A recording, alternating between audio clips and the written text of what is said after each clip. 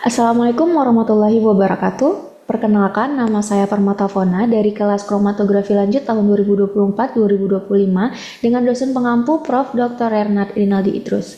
Pada kesempatan kali ini, saya akan membawa sebuah presentasi dengan judul Gas Chromatography Sulfur Chemiluminescence Detector. Berikut adalah daftar isi dari presentasi saya. Yang pertama ada pendahuluan, kedua metodologi, ketiga hasil dan pembahasan, keempat kesimpulan, dan kelima ada daftar pustaka. Baik, langsung saja kita masuk ke pendahuluan. Artikel yang saya rujuk itu dari jurnal Marine Pollution Bulletin dengan judul Analysis of Sulfur Compounds for Crude Oil Fingerprinting Using Gas Chromatography with Sulfur Chemiluminescence Detector yang ditulis oleh Prasan Tongkolmol et al. Pada tahun 2023. Nah, jadi di sini dilakukan penelitian ini karena tumpahan minyak memiliki dampak serius dan jangka panjang terhadap lingkungan laut, ekonomi, dan kesehatan masyarakat. Jadi diperlukan sebuah alat untuk mendeteksi kandungan dari minyak yang tumpah ke laut ini. Nah, senyawa sulfur, yang mana senyawa sulfur ini umumnya stabil dan digunakan sebagai penanda dalam oil fingerprinting. Kandungan sulfur dalam minyak mentah bervariasi antara 0,1 hingga 3% berat per berat. Bentuk senyawa sulfur dapat meliputi hidrogen sulfida, merkaptan, tiofena, benzotiofena, dan dibenzotiofena.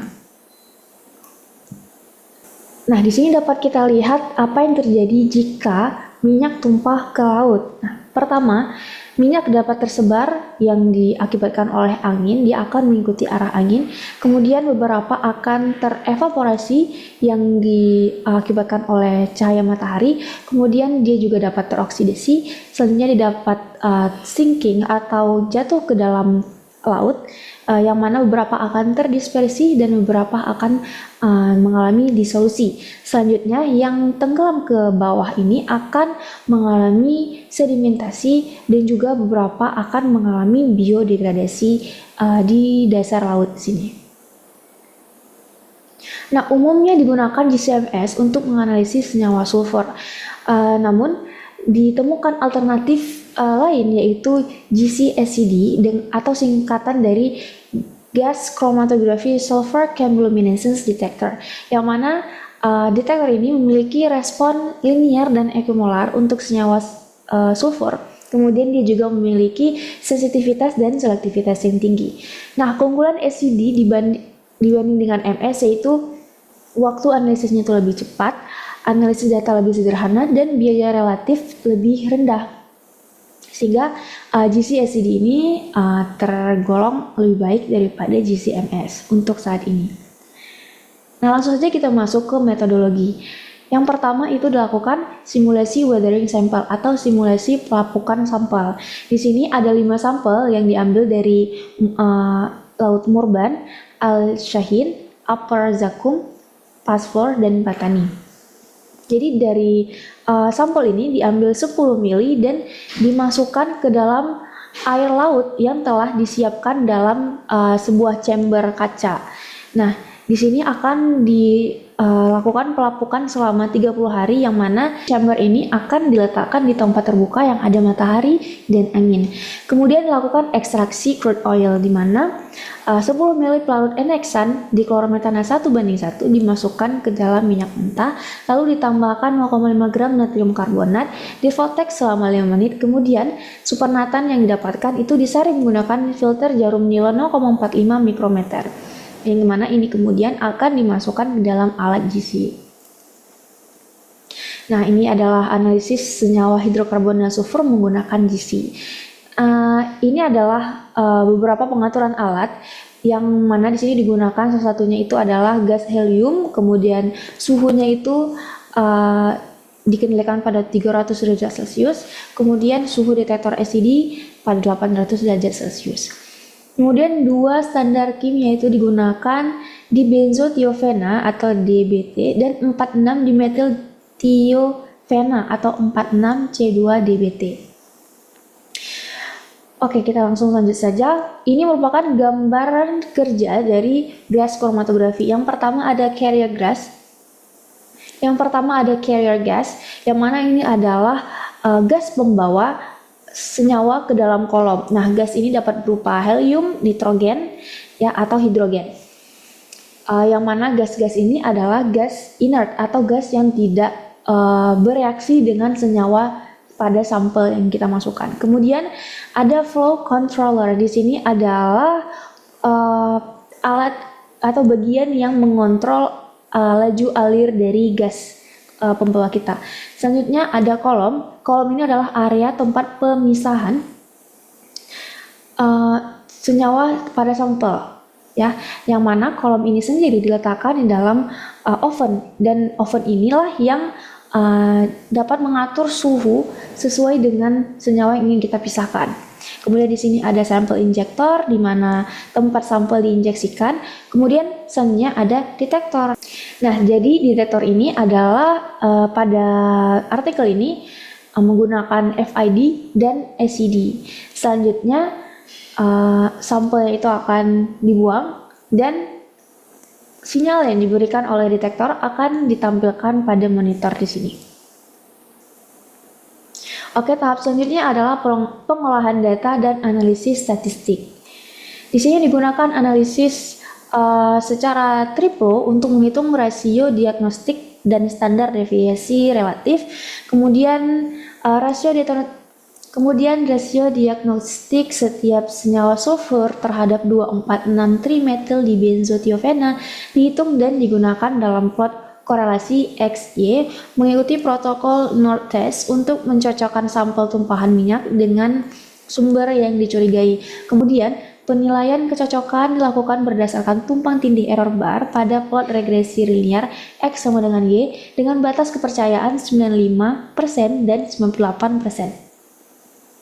Selanjutnya dilakukan analisis multivariat, di mana sini dilakukan dua metode, yaitu Principal Component Analysis atau PCA, digunakan untuk mereduksi dimensi data dan mengonfirmasi marker pembeda antar sampel. Kemudian digunakan juga Linear Discriminant Analysis atau LDA, yang digunakan untuk memaksimalkan diskriminasi antar asal minyak jelantah. Nah, kemudian kita masuk ke hasil dan pembahasan. Yang pertama di sini ada daftar sampel minyak mentah, gravitasi API, dan kandungan sulfur. Di sini tadi kita gunakan 5 sampel dari Murban, Ashihin, Upper Zakum, Pasflor, dan Patani. Nah, di sini setelah pelapukan 30 hari, ternyata didapatkan pengurangan komposisi, yaitu pada Murban sebanyak 77,9%, Ashihin mengalami pengurangan sebanyak 69%, Upper Zakum mengalami pengurangan sebesar 75,9%, Pasflor mengalami pengurangan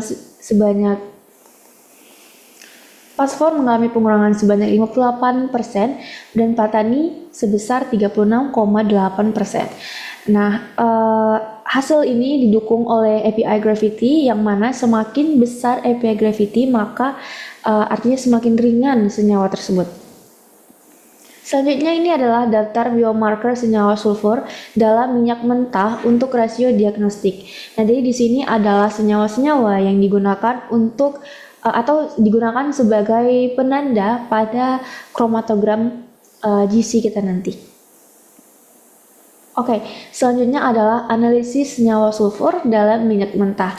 Di sini ada kromatogram GC-SCD dan GC-GC-TOFMS, yang mana yang A adalah minyak mentah Murban pada rentang penuh dan yang B adalah pada kromatogram yang telah diperbesar. Ada waktu retensi 21 hingga 32 menit. Nah, di sini dapat dilihat bahwa pada GC-SCD ini terdeteksi senyawa sulfur ini, yaitu ada C2BT, ini adalah kode-kodenya yang dipersingkat. Senyawa yang tadi adalah yang ini. Nah, kemudian dari GC-SCD ini ternyata ditemukan pada GC-GC-TOFMS pola time retention yang sama. Artinya GC-SCD ini telah dikonfirmasi betul adanya senyawa-senyawa demikian. Nah, jadi dari GC-TOFMS ini dapat kita lihat bahwa benar adanya senyawa-senyawa yang telah dideteksi oleh GC-SCD gitu. Selanjutnya adalah daftar senyawa sulfur dalam minyak mentah murban segar menurut GC-GC-TOFMS. Jadi yang tadi yang telah kita dapatkan di kromatogram ini ada pada daftar ini. Oke, selanjutnya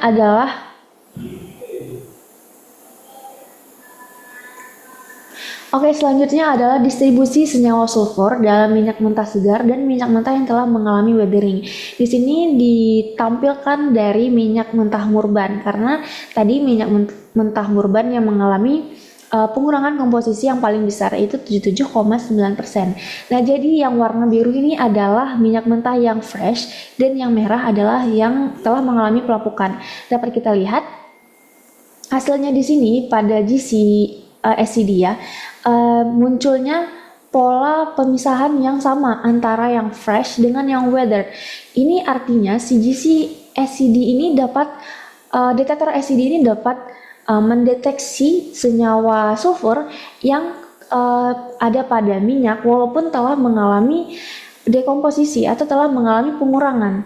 Begitu. Artinya detektor SCD ini sangat sensitif dan selektif sehingga dia masih dapat mendeteksi senyawa sulfur yang ada pada minyak walaupun telah mengalami pengurangan pada komposisinya atau telah mengalami pelapukan. Nah, selanjutnya adalah identifikasi sampel minyak berdasarkan distribusi senyawa sulfur. Nah, yang ini adalah perbandingan kromatogram GC-SCD minyak mentah segar pada sampel murban, upper zakum, asyahin, pasflor, dan patani. Jadi, dari kromatogram ini dapat kita lihat bahwa masing-masing sampel ini memiliki pola sinyal yang berbeda, gitu. Kemudian ada perbandingan kromatogram GC-SCD minyak mentah segar dan minyak mentah lapuk dari murban, upper zakum, asyahin, pasflor, dan patani. Kalau kita lihat di sini, masing-masing dari kromatogram menunjukkan bahwa sampel yang telah mengalami pelapukan memiliki pola pemisahan yang sama dengan sampel yang masih fresh. Selanjutnya adalah hasil dari analisis plot korelasi. Nah, di sini dapat kita lihat bahwa weathered murban. Di sini ada murban, ada upper zakum, ada asyahin, dan pasflor. Nah, kita lihat salah satunya saja pada murban ini yang sampel yang telah mengalami pelapukan memiliki nilai yang atau titik yang sama dengan yang fresh. Artinya di sini adanya data yang cocok antara data yang didapatkan dari kromatogram fresh dengan yang kromatogram yang telah mengalami pelapukan. Artinya apa? Artinya si GC-SCD ini telah berhasil mendeteksi senyawa yang ada pada sampel yang telah mengalami pelapukan dengan yang fresh dengan komposisi yang sama. Selanjutnya adalah perbandingan kromatogram GC-SCD yang A. Kemudian yang B adalah plot korelasi fosfor lapuk dan murban segar pada tingkat keyakinan 95% dan yang C adalah plot korelasi fosfor lapuk dan murban segar pada tingkat keyakinan 98%. Nah, di sini kita ingin melihat bahwa apakah benar si detektor SCD ini dapat mendeteksi senyawa yang ada pada sampel yang telah mengalami pelapukan dengan yang segar itu sebenarnya isinya itu betulan dia atau bukan begitu. Jadi di sini kita dapat lihat bahwa yang biru ini adalah yang fresh murban, yang merah adalah yang weathered pasflor. Nah, dapat kita lihat bahwa kromatogram yang dihasilkan itu memiliki pola pemisahan yang berbeda ya teman-teman. Jadi di sini yang biru ini dengan yang merah jelas beda, waktu retensinya itu jelas beda. Kemudian kita dapat lihat di plot korelasinya, yang mana yang X dengan yang Y, yang fresh, yang weathered pasflor dengan yang fresh murban ini tidak mengalami tumpang tindih pada keyakinan 95%, yang mana artinya tidak ada kecocokan antara data dari weathered pasflor dengan data dari fresh murban. Begitu juga dengan pada plot yang tingkat keyakinan 98%. Di sini dapat disimpulkan bahwa senyawa yang dideteksi oleh SCD ini sesuai ya. Dia itu tidak hanya mendeteksi secara asal, namun dia benar-benar selektif dan sensitif. Selanjutnya ini adalah hasil dari multivariat. Di sini digunakan PCA. Kalau yang kita lihat di sini, yang di PCA ini tidak terjadi pengelompokan. Nah, namun pada hasil yang B, yaitu dari LDA, itu mengalami pengelompokan dengan baik. Baik dengan sampel yang masih fresh juga dengan sampel yang telah mengalami pelapukan. Di sini kita dapat lihat ada kelompok Murban, ada kelompok Pasflor, Patani, Alperzakum, dan Al-Shahin. Nah, ini artinya dari analisis multivariat ini dapat dikatakan bahwa detektor acid ini telah berhasil mendeteksi senyawa-senyawa itu sesuai dengan sampel yang sebenarnya. Baik, kita sampai ke kesimpulan. Nah, jadi dari presentasi ini dapat kita simpulkan bahwa yang pertama, distribusi senyawa sulfur pada minyak mentah bersifat unik untuk setiap sumber minyak, sehingga dapat digunakan sebagai penanda atau fingerprinting dalam identifikasi sumber tumpahan minyak. Yang kedua, senyawa sulfur berat seperti C2-DBTS dan C3-DBTS tetap stabil walaupun mengalami proses pelapukan atau weathering, sehingga sangat berguna untuk identifikasi minyak yang telah terpapar lingkungan. Kesimpulan yang ketiga adalah analisis menggunakan Gas Chromatography Sulfur Chemiluminescence Detector atau GCSCD sangat selektif, sensitif, serta mampu mendeteksi dan mengkuantifikasi senyawa sulfur pada level sangat rendah, bahkan pada matriks minyak yang kompleks. Baik, terima kasih. Sekian dari presentasi saya, semoga bermanfaat. Lebih dan kurang saya mohon maaf. Assalamualaikum warahmatullahi wabarakatuh.